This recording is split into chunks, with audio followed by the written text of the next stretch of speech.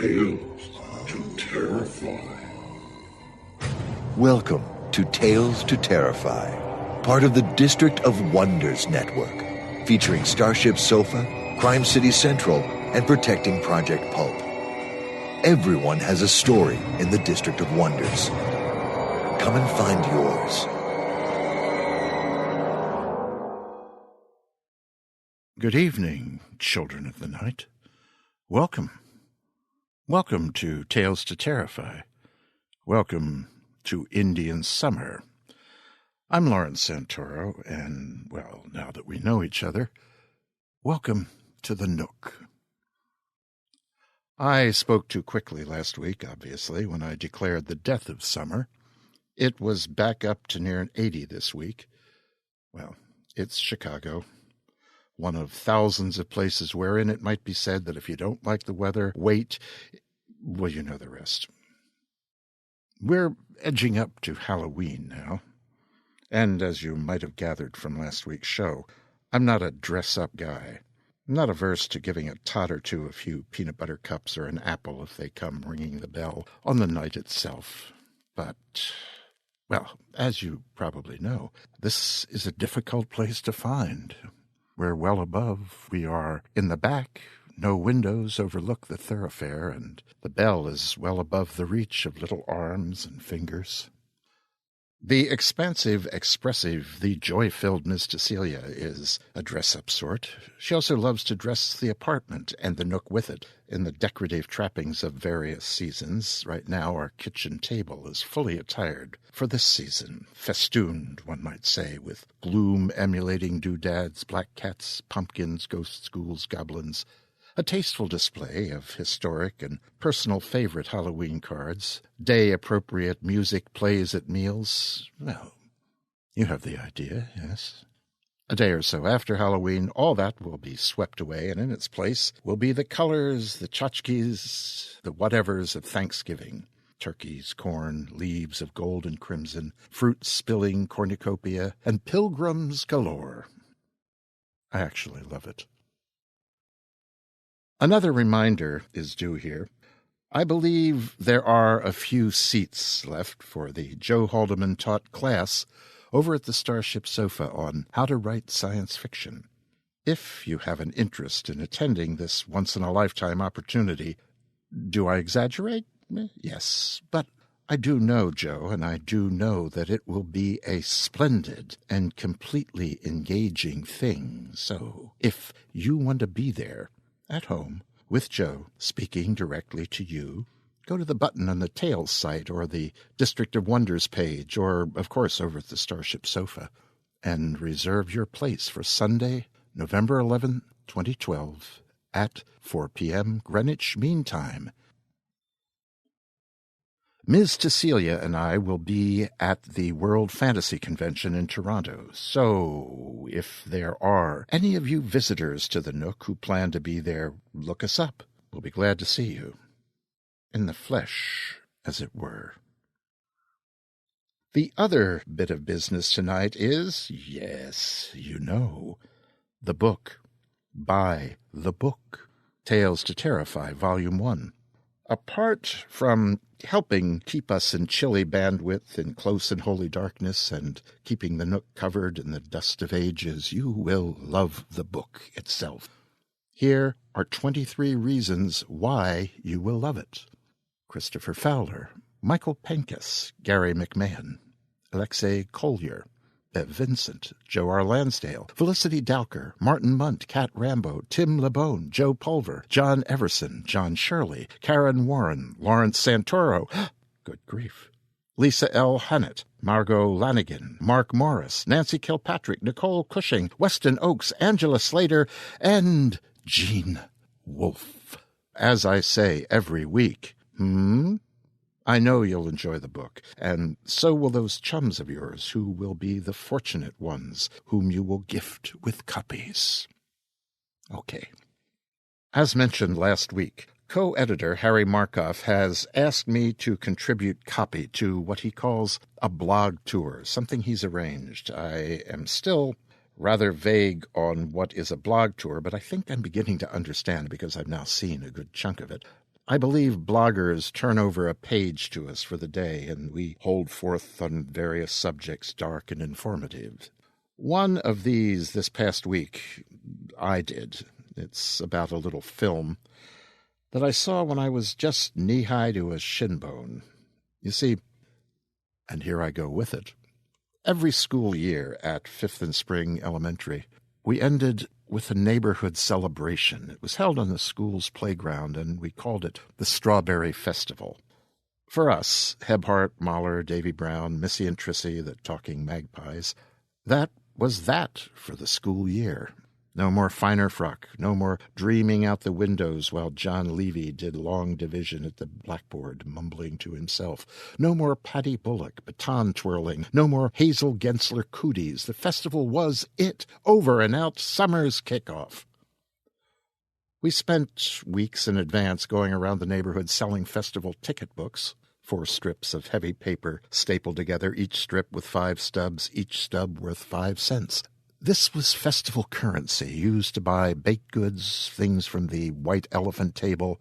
One year, the table yielded a large red book from the 1880s, Wood's Natural History. This book told of the Reverend J.G. Wood's wanderings among African and Pacific Island tribes. Pictures galore, steel engravings of native women doing native women things, wondrous images of cannibal tribes doing cannibal tribe things. Reverend Wood became our favorite man of the cloth, his illustrations causing us to reassess the twin magpies, Missy and Trissy Fritz, who were our constant companions. Reverend Wood's life work was, of course, snatched away when the parents actually opened the book. Anyway, pardon this digression.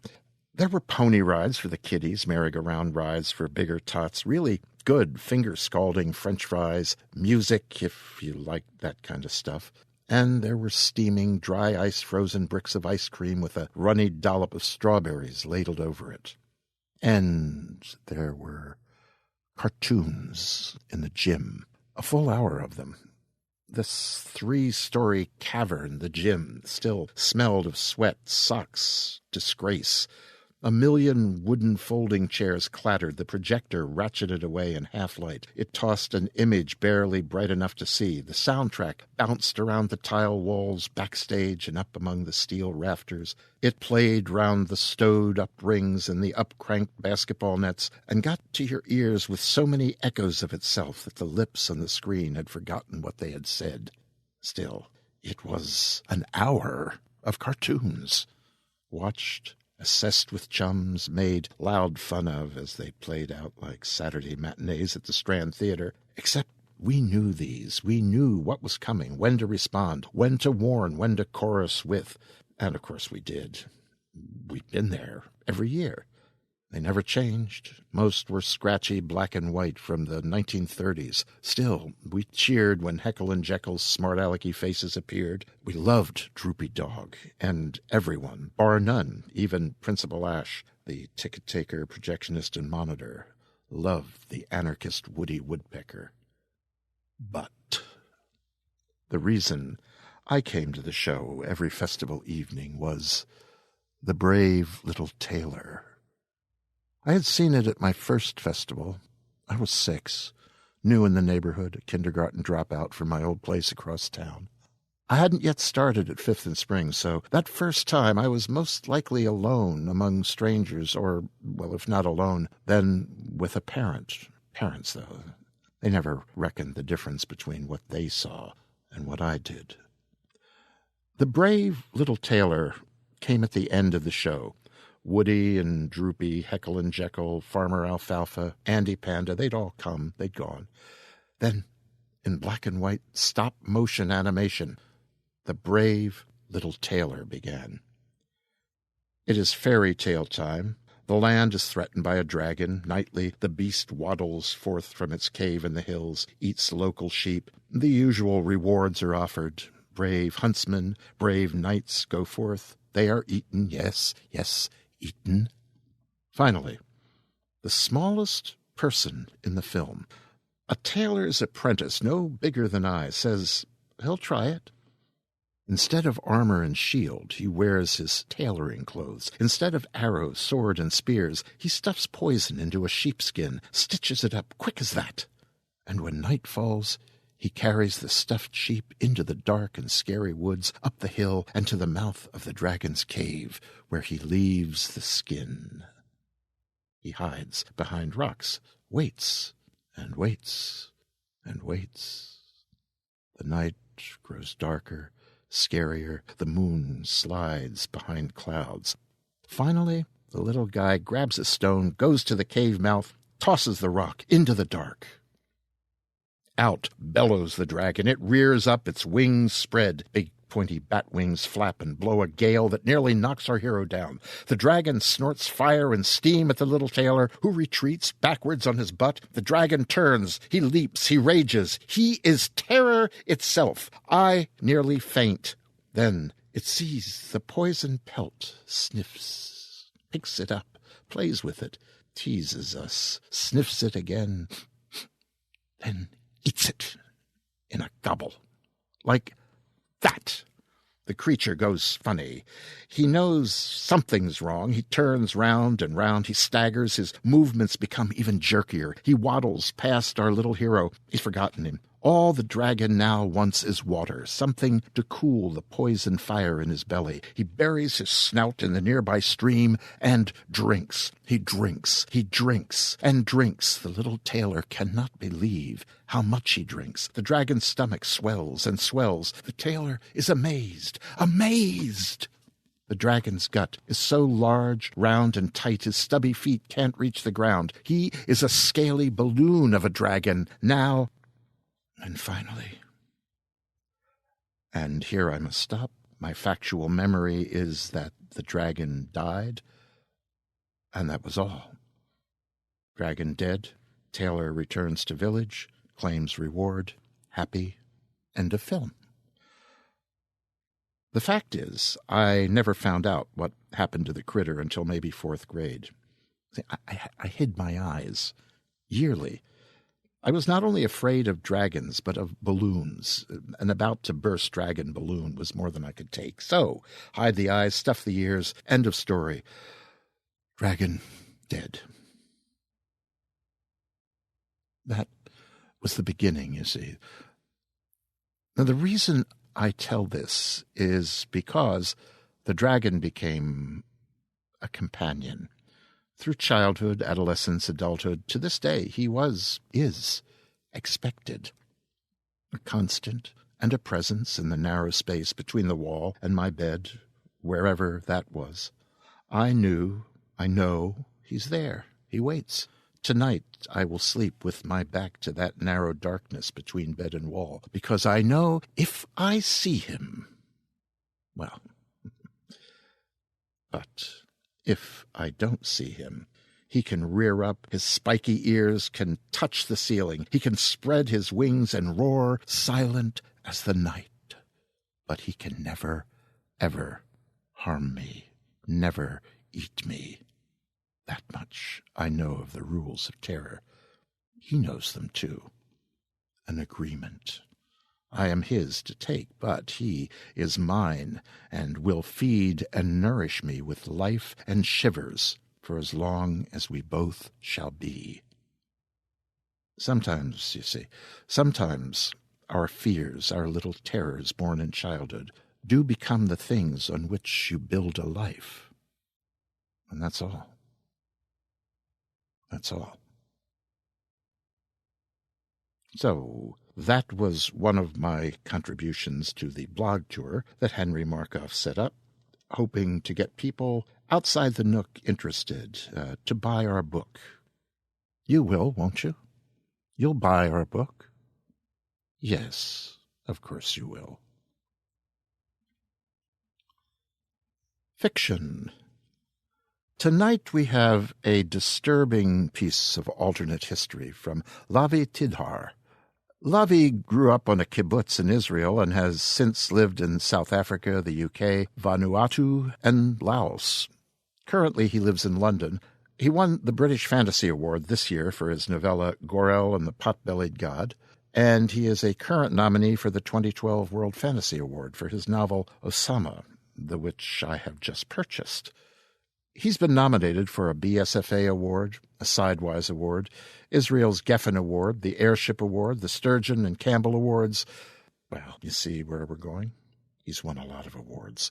The Financial Times of London says of Lavie's novel Osama that it bears comparison with the best of Philip K. Dick's paranoid alternate history fantasies. It is beautifully written and undeniably powerful.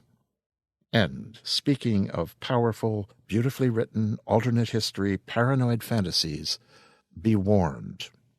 Our story tonight contains some rather specific sexual adventures, so listen closely.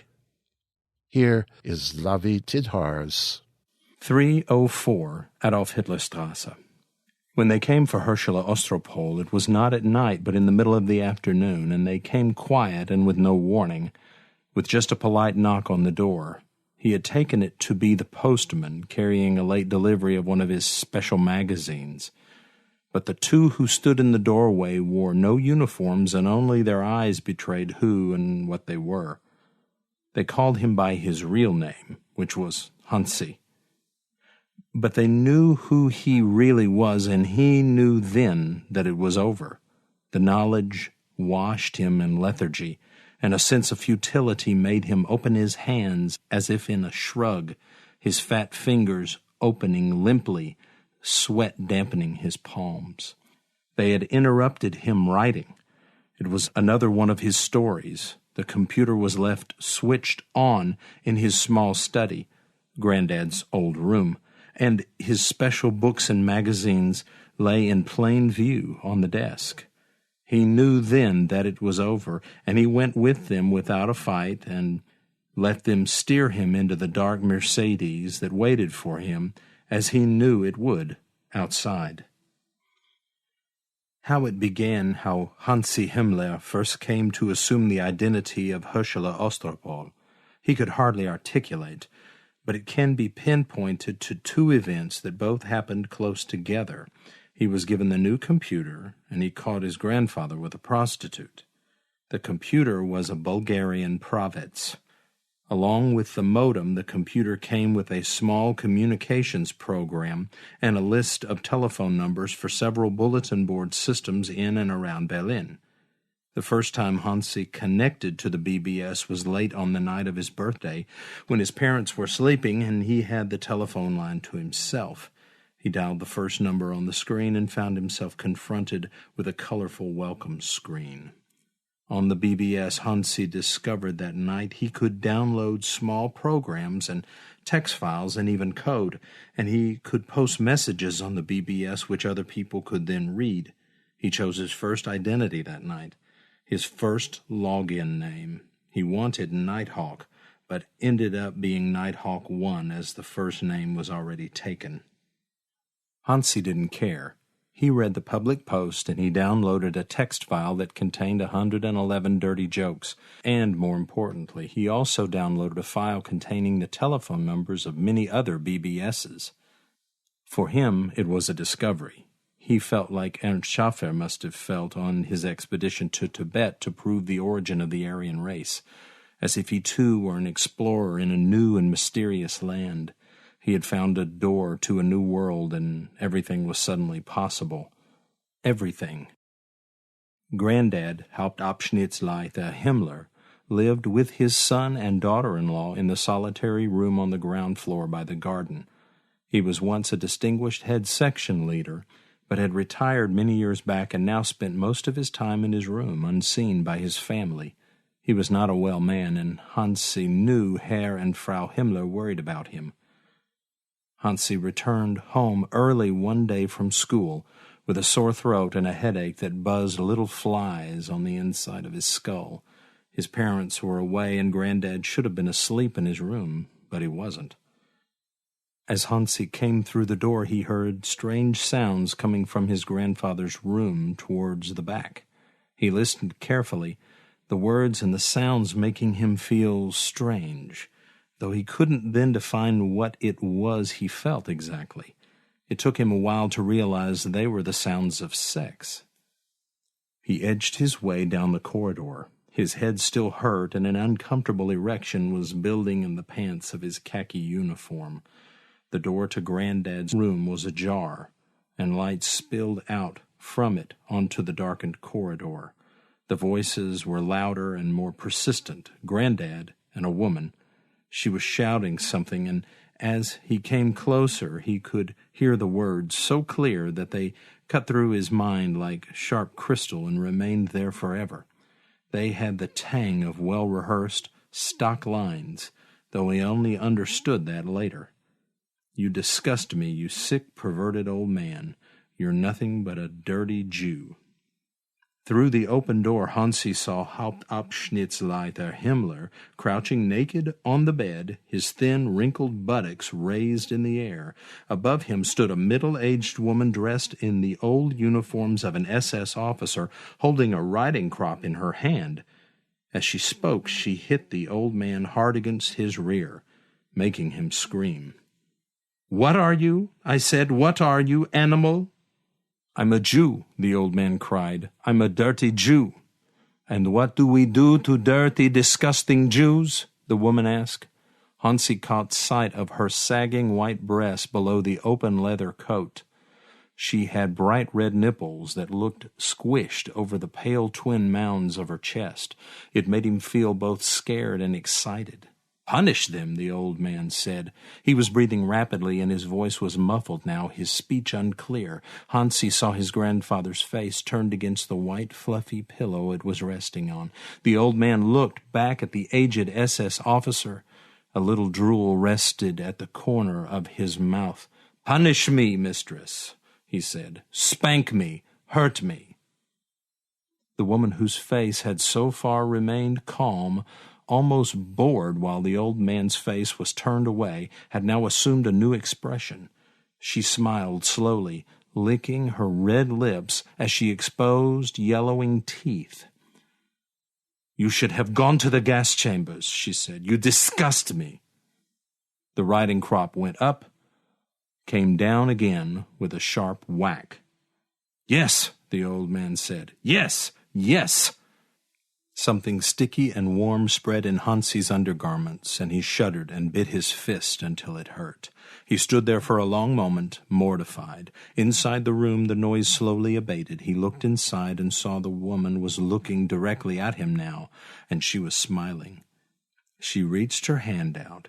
He always remembered the long, pale fingers, the bright red varnish on the nails, and gently shut the door.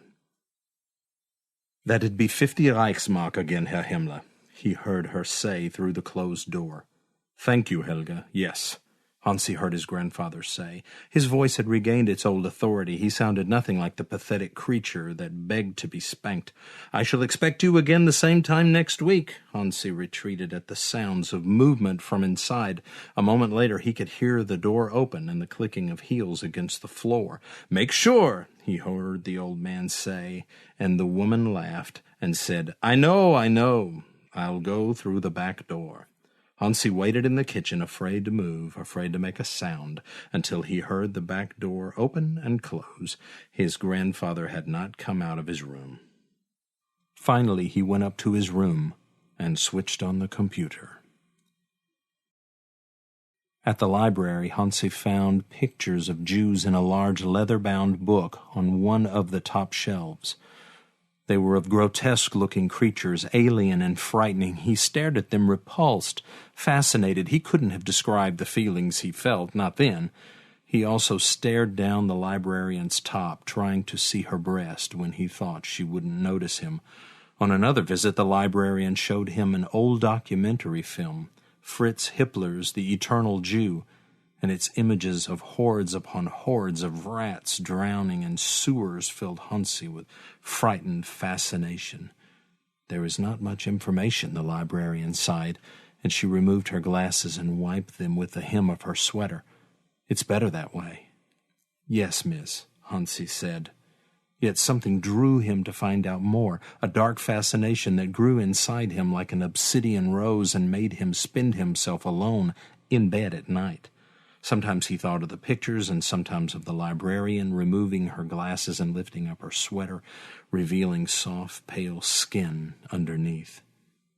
That day after watching the film, he logged in to several of the local BBSs and posted a brief message on each asking about those strange, forgotten beings, the Jews. Nothing happened the first day or the day after. In fact, a full week passed before he had a reply, a private message. It contained a telephone number and a login name and a password. He sat in his room. His parents were asleep. He dialed the number and connected to the Judenhacker BBS. The Judenhackers called it Slash. It stood for the slash sign in the Jewish/Nazi stories.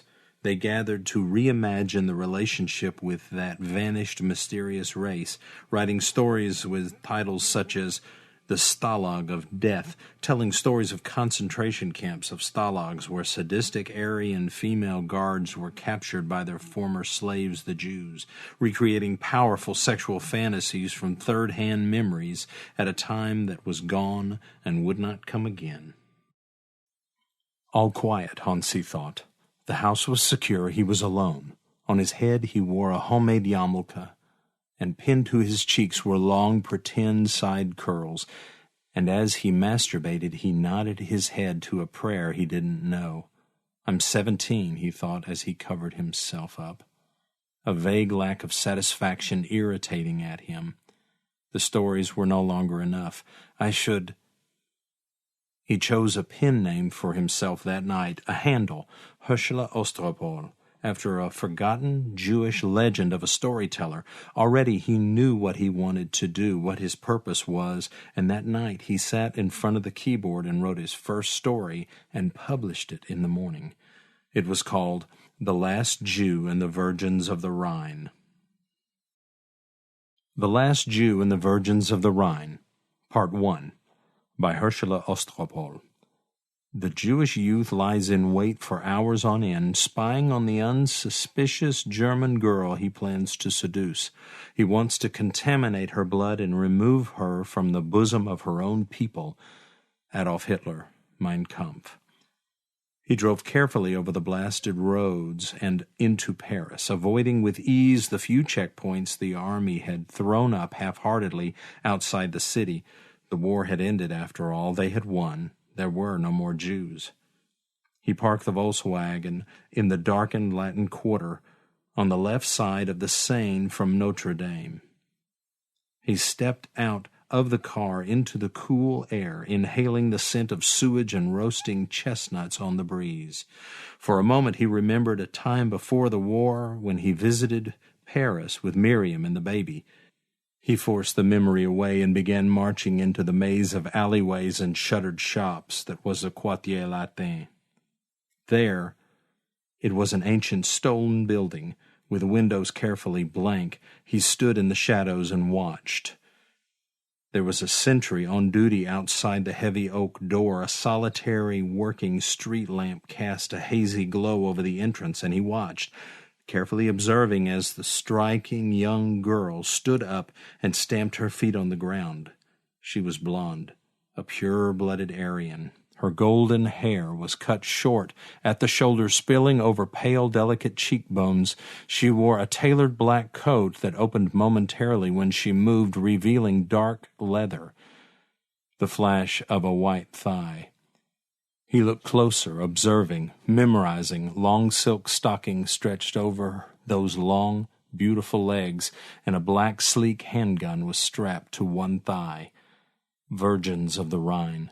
He felt a shiver of apprehension run down his back. He had to remind himself the girl was a cold-blooded assassin, attractive and deadly.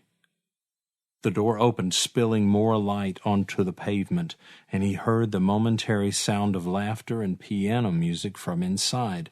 A second girl was framed in the doorway, and his eyes traveled over her long, muscular body that was clad only in a body-hugging black dress, accentuating her firm, large breast and flat stomach. The girl marched down the steps and stood facing the guard. She snapped a sharp salute that was followed by the other guard. All quiet, Helga?"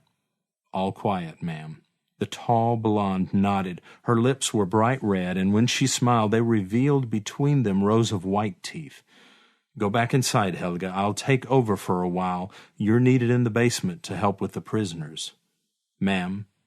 The guard, Helga, snapped another salute and smiled at her superior. Her tongue ran over her lips slowly, as if she was already contemplating her job inside the thick walls of the building.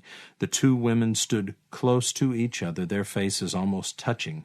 "Go," the tall blonde murmured. "The prisoners. You need. Leave them alive." "For a while longer," Helga whispered. The two women's lips touched lightly, almost hungry. "Go," the leggy blonde said. She laid long, delicate fingers on Helga's shoulders and stripped her slowly of her long coat. The hidden watcher felt himself getting aroused almost against his will as Helga's perfect form was revealed. The tall blonde covered herself with a coat.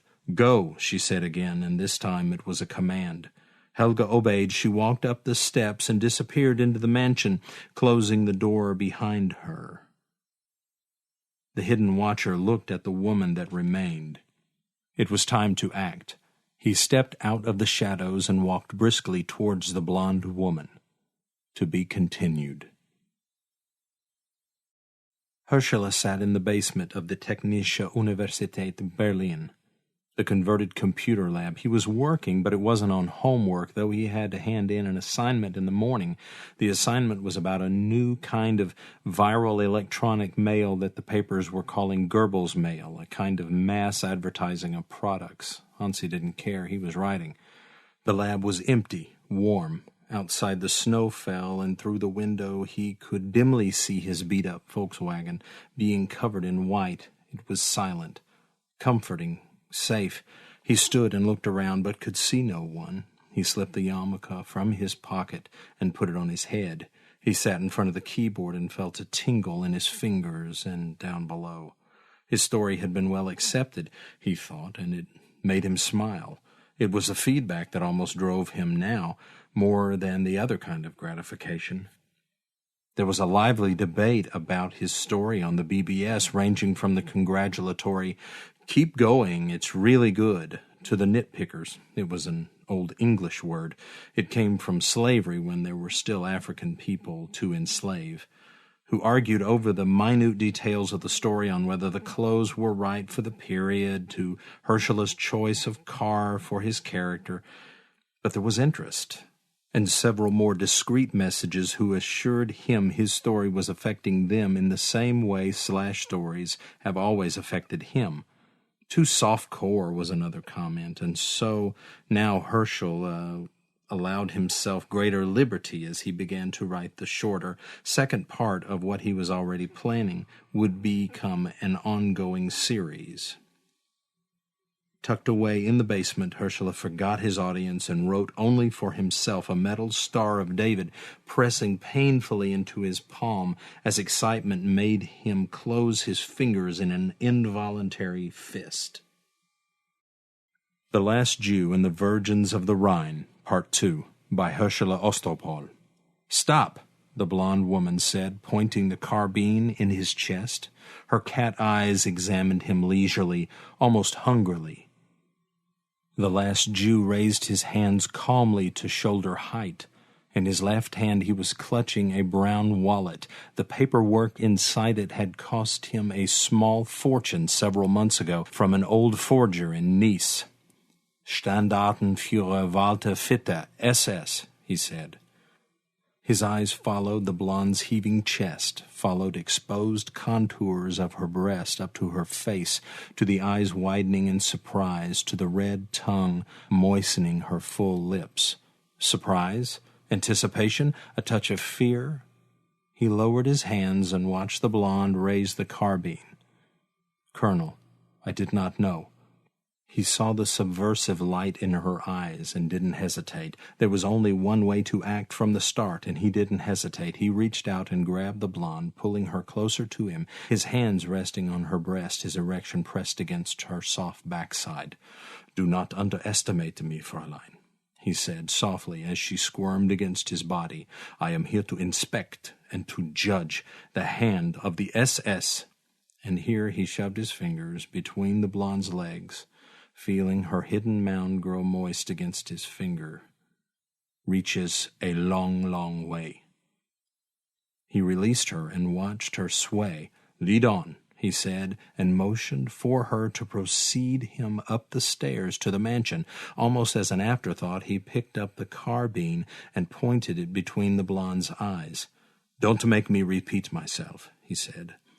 He watched in silence as she wriggled up the stairs, her smooth ass moving sensuously against the leather.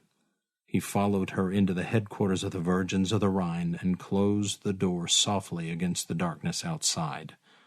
To be continued. Yes, of course I was pleased with the last Jew's fake identity, the colonel's name I made from adding together the names of Friedrich Fitter and Walter Rauff, both rather obscure historical figures. The contents were rather harder, the sense of something major happening almost, or so I like to think, palpable, Hansi said. He was sitting in a coffee shop on Strasse with his friend. His friend was also a colleague. They worked for Deutsche Bank together. His name was Hermann. "I also enjoyed your Nazi biker sluts. Why won't you come out tonight?" Hermann said now. Quite risque, I thought. "I hope so," Hansi said. They were quite alone. No one was listening. And I thought Nazi super sex toys last all summer long was almost poetic, Hermann said. He was something of a fan, and he began to look shiny with perspiration. Too bad the last Jew had to come to an end. I couldn't keep it up, Hansi said. The last installment of The Last Jew and the Virgins of the Rhine was published just as he got the job. His parents had died soon after in a train crash when they went to visit relatives in Vienna, and Hansi stayed to live alone in the family house. I also liked your monograph on fetishizing and eroticizing of the Jew, Hermann said. Thought-provoking. He coughed and looked at his feet. So what are you working on now? Hansi smiled. It was a strange, almost ethereal smile. I'll show you, he said. Meet me next week at the house.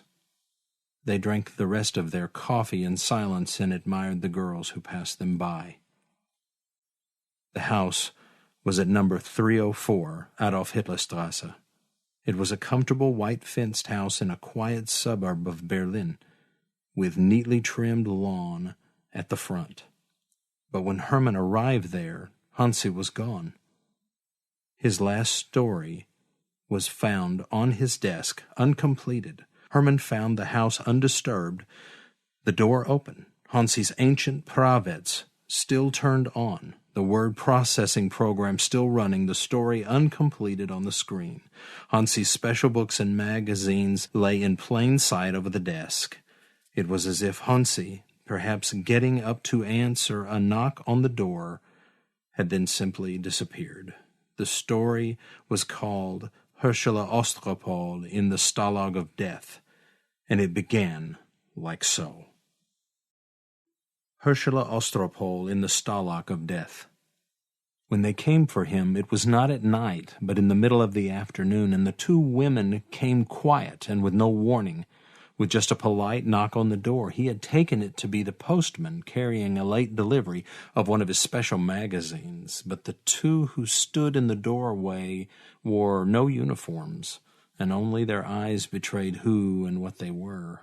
Hansi knew then that it was over. The knowledge washed him in lethargy, and a sense of futility made him open his hands as if in a shrug, his slim fingers opening limply, sweat dampening his palms. They had interrupted him writing. It was another one of his stories. The computer was left switched on in his small study, and his special books and magazines lay in plain view on the desk. He knew then that it was over, and he went with them without a fight, and let them steer him into the dark Mercedes that waited for him, as he knew it would. Outside, the two female SS colonels sat opposite him in the car, leather skirts riding up their pale thighs. Their lips were colorless without lipstick, and their blonde hair gathered like dew on their shoulders.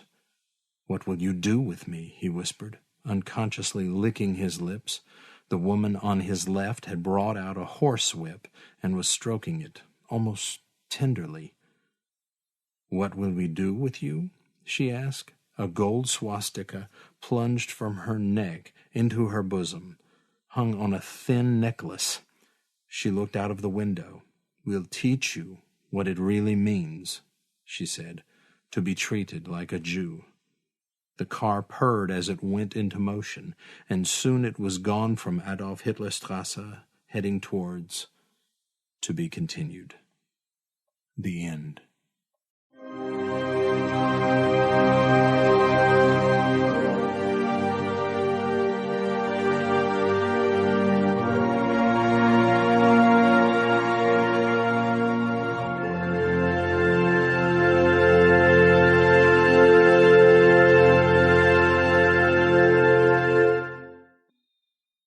Thanks for that, Lavie. 304 Adolf Hitler Strasse was published in Clark's World magazine in 2006. Other stories of his have appeared in Interzone, Strange Horizons, Fantasy Magazine, World Literature Today, Sci Fiction, the Del Rey Book of Science Fiction and Fantasy, World Fantasy Award-winning anthologies, and it goes on and on and on and hopefully on. 304 Adolf Hitler Strasse was read for us tonight by Matt Stevens. So thank you, Matt. I have one more thing to mention before we part company tonight. At the end of the month, we will say goodbye to Tales to Terrify's co-editor, Harry Markov. Harry's been with us since the beginning. He's had the daunting task of being the reader of all things arriving by request or over the transom, and that is a lot of darkness for one Eastern European sensibility to sift through.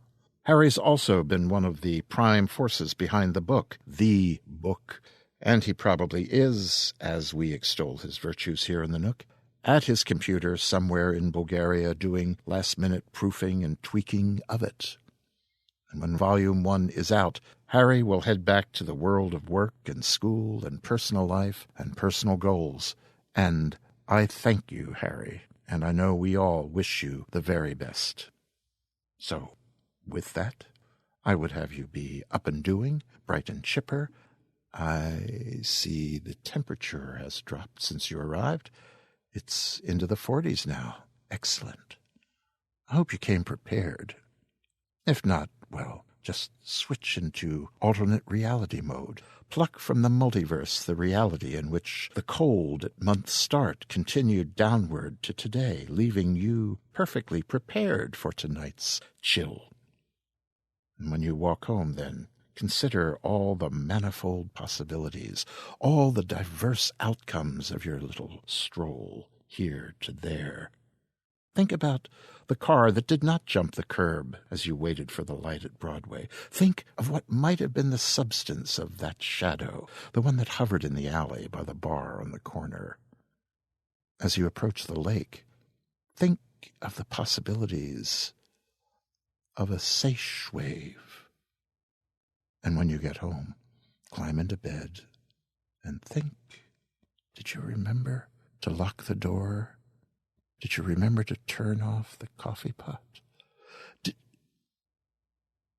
And as the worlds that might be spin, spin, spin in your thoughts, just consider them all 100 million pleasant dreams.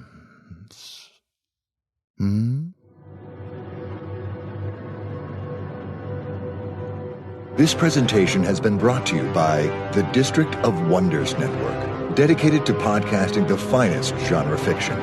You can learn more about the District of Wonders and their many literary productions at their website, www.districtofwonders.com. Thank you for listening.